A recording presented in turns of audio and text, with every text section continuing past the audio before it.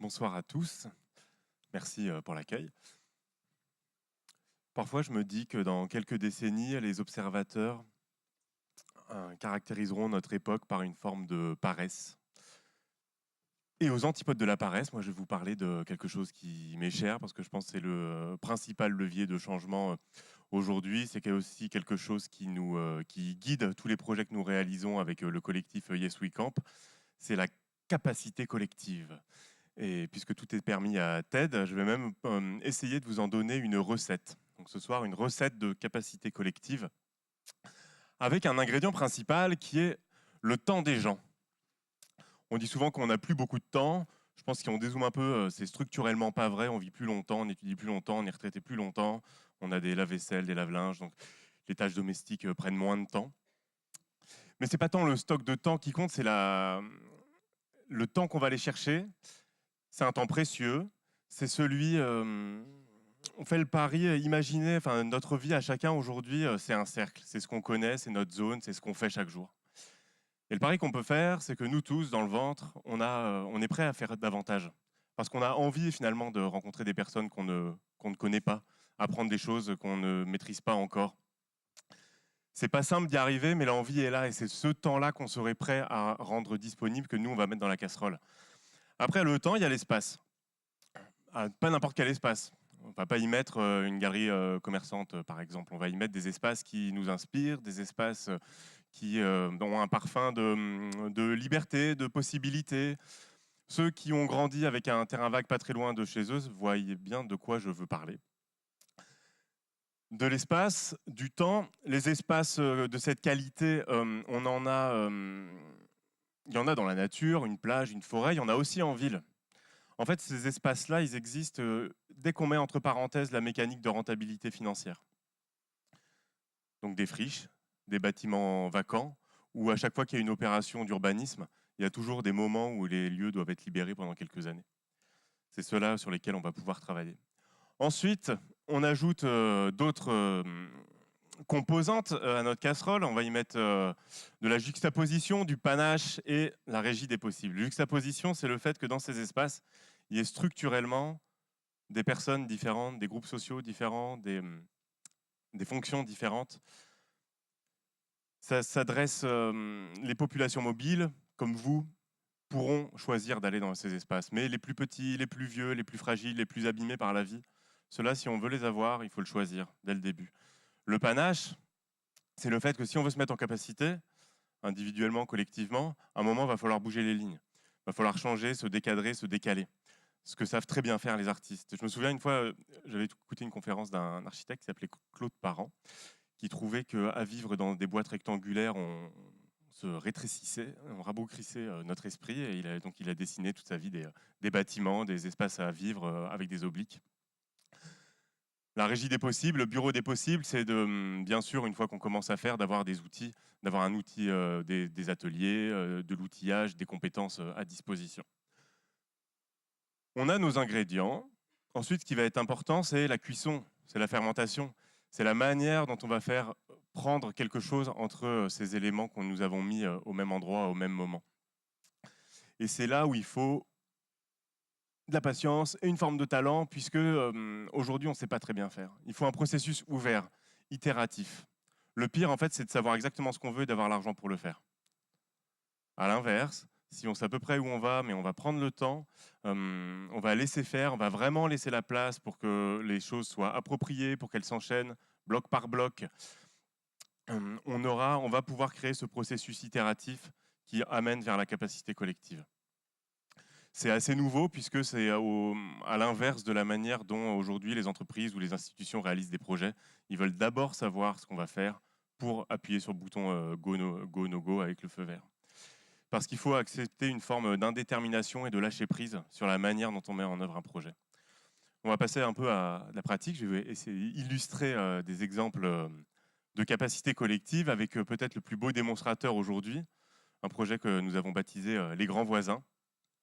Ça se passe ici, l'espace, c'est un ancien hôpital Saint-Vincent-de-Paul, dans le 14e, à Paris. Espace rendu disponible par le jeu des transformations urbaines et de l'arrivée d'un écoquartier disponible pendant 2 ans. Dans cet espace, Il y a une dizaine de bâtiments, 40 000 mètres carrés, c'est assez grand. Et il y a aussi l'espace extérieur. Et ce qui est intéressant, c'est important cet espace extérieur, puisque entre les points fixes que composent les bâtiments, c'est l'espace où on va pouvoir travailler toutes les interfaces. Voici l'espace. La juxtaposition, on l'a obtenue par un choix structurel dès le départ, d'accueillir sur ce site plusieurs foyers, centres d'hébergement social, qui accueillent des personnes vulnérables, des personnes qui viennent de la rue, des personnes, un foyer de travailleurs migrants. C'est l'association Aurore qui est en charge de ces publics. Il y a 800 personnes vulnérables qui vivent, qui dorment tous les jours sur le site des Grands Voisins. Le deuxième point fixe, c'est le choix d'accueillir dans d'autres espaces de l'hôpital des entreprises, des associations, des startups. C'est 200 structures aujourd'hui qui sont installées, c'est plus de 1000 personnes qui viennent travailler. Le choix a été fait avec l'association Plateau Urbain. Ensuite, on organise beaucoup d'événements, des événements familiaux, des événements pointus, des concerts qui permettent d'avoir du public. On a aussi installé un camping, ce qui permet d'accueillir des voyageurs venus souvent d'autres pays. Voici la juxtaposition qu'on a. On a ajouté le panache, il y a beaucoup d'artistes sur site, il y a des ateliers municipaux mutualisés, donc une régie des possibles assez bien développée. Et ce qui est assez beau et qui a confirmé nos intuitions, c'est le déploiement dans cette casserole des Grands Voisins du temps des gens. Les sollicitations pour intervenir dans le projet de manière bénévole, de manière volontaire, étaient bien supérieures à nos besoins à nous, à Yes We Camp en régie. On a 40 personnes tous les jours sur le site. Finalement, si bien qu'on a été sourcé auprès des 200 autres structures, savoir qui pouvait avoir besoin de ces implications volontaires. Donc c'est du temps de travail pour œuvrer avec les mains, pour jardiner, pour bricoler. C'est aussi du temps de détente, de partage, de moments de convivialité. C'est aussi du temps pour être ensemble, en famille, avec des amis. Pour terminer sur les Grands Voisins, je vais vous montrer 3 photos qui sont 3 résultats possibles de ce que peut rendre accessible la capacité collective. La première ici, c'est la notion d'apprentissage croisé. Par l'ensemble de ce qu'on a déployé sur cet espace, on a joué avec les curseurs de telle manière à ce que les positions de qui est apprenant, qui est sachant, qui est celui qui sait, qui est celui qui va apprendre ont été gommées. Toutes ces personnes différentes qui cohabitent, qui sont en juxtaposition sur le site, ont tous la capacité d'apprendre les uns aux autres. Donc Salif, ici, vient du Burkina Faso, il habite sur site au Grand Voisin, il nous a vu bricoler, il nous a dit « moi je sais faire du métal, si vous voulez on peut en faire », et depuis régulièrement il y a des ateliers fonderie, donc il y a une micro-fonderie comme ça dans le 14e. Une autre photo, on est en mars de cette année, il pleut, mais on avait décidé que ce serait le carnaval des Grands Voisins. Donc à cet endroit même, 18 mois plus tôt, c'est complètement vide, c'est muré, c'est gardienné. Et ce jour-là, sous la pluie, il y a 2000 personnes avec une quinzaine de chars qui ont tous été fabriqués sur site avec des matériaux trouvés sur site ou qui nous arrivent parce qu'on accueille des matériaux pour des secondes vies. Et tous les chars faits par les différents groupes sociaux qui sont sur site, les hébergés de l'association Aurore, les entrepreneurs, le public. Au-delà de cette démonstration de force collective, il a suffi de le décider, hein, il n'y a pas eu de budget, ça s'est fait juste spontanément parce qu'on se l'est dit qu'on pouvait le faire. Ce qu'il faut voir aussi derrière, et qu'on peut aussi voir quand on se promène en semaine ou un dimanche et qu'on voit tout le monde assis sur les bancs, c'est la notion d'égale légitimité de tous ces groupes sociaux à être là, dans cet endroit. Il y a pas de, on fait la juxtaposition sans domination d'un groupe social sur les autres. Et le dernier point que je voulais dire sur les Grands Voisins, cet espace extérieur, cet espace d'interface, il n'est pas dans le périmètre de la ville de Paris. Il n'y a pas de régime municipal. Tout le soin qui est apporté, le travail, la botanique, la propreté, le ménage, les qualifications, fabriquer des mobiliers, c'est fait de manière, pas spontanée parce que c'est encadré, mais c'est fait de manière organique sur le site. Donc si on permet cette capacité collective, on peut aller jusqu'à penser que tous ces espaces qu'on partage chaque jour peuvent être régis de manière collective. Il n'y a pas que les Grands Voisins pour montrer des exemples de capacité collective. Ça, c'est dans ma rue, avec un autre voisin qui ne trouvait pas non plus de place pour garer son vélo le soir. On s'est déployé un peu comme ça, là où se garent les voitures. Et c'est devenu l'endroit où on peut garer les vélos. Ici, on est à Rennes. C'est un projet qui s'appelle l'Hôtel Pasteur, un bâtiment près de la gare qui appartient à la ville qui veut en faire un équipement culturel. On chiffre les travaux, ça coûte 10 millions, c'est cher, comment on va faire? Et là arrive une architecte qui s'appelle Sophie Ricard, qui dit moi je peux faire l'étude en direct d'usage de ces bâtiments. Ça fait 3 ans qu'elle est sur site et tous les jours, toutes les semaines, il y a l'espace, tous les étages de ce bâtiment sur lequel il n'y a toujours pas eu de travaux, il n'y a pas de chauffage, est utilisé par des personnes, par des compagnies de théâtre qui viennent répéter, par des groupes, par des entreprises. Ici, c'est une cérémonie de remise de diplôme. Autre exemple, toujours, on est à Marseille, ici, c'était notre premier projet Yes We Camp, sur un terrain en béton qui appartient au port. On a raconté une histoire qu'on allait fabriquer une ville éphémère, généreuse, artistique, écologique. Là encore, par la force du récit, par la force des ingrédients de la capacité collective, des dizaines de constructeurs sont venus de toute l'Europe pour fabriquer ce qui est devenu un endroit assez cool, comme ça, pendant les 4 mois de la capitale de la culture. Bon, ici, on a Aubervilliers, quartier des 4 chemins, assez difficile, une friche fermée où les gens jettent leurs poubelles, par un travail avec nos ingrédients de juxtaposition, de présence artistique, régie des possibles. Les habitants viennent et ensemble, on a ouvert sur pendant 4 mois d'été cet espace comme un lieu de convivialité. Dernier exemple à Nanterre en ce moment, où on a récupéré un terrain pour 8 ans dans la zone d'expansion d'Égrou et on plante les arbres du futur quartier. Ça paraît, ce sont des projets chouettes, ce sont des projets festifs avec beaucoup de moments de rencontre, il y a beaucoup d'épanouissement de ceux qui y participent.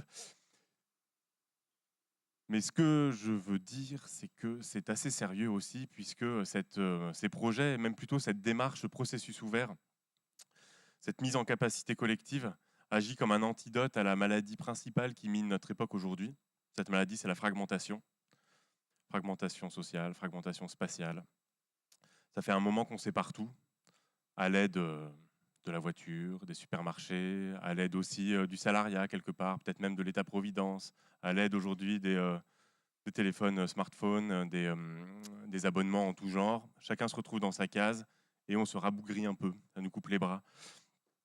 Cette fragmentation, elle se déploie, elle crée des sentiments de défiance, très présents aujourd'hui les uns envers les autres, des sentiments d'impuissance, on a l'impression qu'on n'est pas capable de faire les choses parce qu'on n'aurait pas le niveau, parce qu'on a peur du jugement de l'autre, sentiment d'être illégitime aussi, pas avoir le droit de faire des choses. Toutes ces composantes de la fragmentation, on doit les combattre ensemble, chaque jour, à notre manière, à différentes échelles. Ça se joue au coin de la rue, mais ce serait faux de ne retenir que ça. Ce serait trop facile de dire que ça dépend de chacun. C'est un enjeu de politique publique. La politique publique, aujourd'hui, elle sait assez bien faire des choses chères qui mettent longtemps à se mettre en place. Toute cette démarche plus ouverte où on accepte de l'indéterminé, et qui va utiliser les interstices d'espace, les interstices de temps qui existent dans nos vies à chacun. C'est cette politique publique qu'il faut souhaiter en mise en place. Et on est à la rencontre entre ce que... aujourd'hui, cette démarche, ni l'action publique, ni le marché ne savent la produire. Elle a été produite par la société civile. Et on souhaite qu'elle puisse se systématiser. La bonne nouvelle, c'est qu'on voit par tous ces projets qu'il y a un outil très puissant, c'est l'espace partagé. L'aménagement de l'espace façonne notre attitude individuelle, attitude collective. Aujourd'hui, si vous déplacez, vous allez prendre un train à Gare Saint-Lazare, vous allez traverser des espaces partagés, vous serez un citoyen régulé qui peut aller d'un endroit à un autre. Vous serez aussi, quand vous passez devant toutes les vitrines et les affiches publicitaires, un client. Et ce que vous ne serez pas, et que vous êtes dans les projets qu'on a montrés, c'est quelqu'un qui peut s'investir, qui peut s'impliquer de manière plus ou moins simple, à plus ou moins long terme, dans ces espaces partagés. Il suffit de peu de signaux pour rendre cette capacité collective. Ce qu'il faut comprendre, c'est qu'on fait système. À l'inverse de cette fragmentation, avoir retrouvé ou avoir déployé la conviction qu'on est interdépendants les uns des autres. Avec nous, les 9 milliards d'êtres humains sur cette planète Terre, nous et les autres animaux. Une chorégraphe, une fois, elle m'a dit, faut pas dire les animaux, faut dire les autres animaux. Si on comprend qu'on fait système, on saura agir. Et finalement, et j'en conclus avec ça, l'enjeu, ce sont nos choix. Et plus exactement, c'est la fabrication de nos choix. Aujourd'hui, on est tous en fin de chaîne dans la production des choix. Les choix existent ailleurs, sont produits ailleurs, Et ils sont souvent binaires d'ailleurs, hein, je like pas, j'achète pas, je vote comme ci, je vote comme ça. L'enjeu, avec ces recettes de capacité collective, c'est de remonter la chaîne et d'être capable de coproduire la matrice des choix, l'éventail des choix. Et à cette condition, je crois qu'on sera capable de beaucoup. On sera capable d'agir face aux défis de notre époque, que sont le changement du climat et que sont la part d'hospitalité, l'altérité, la place qu'on fait aux autres. Merci beaucoup.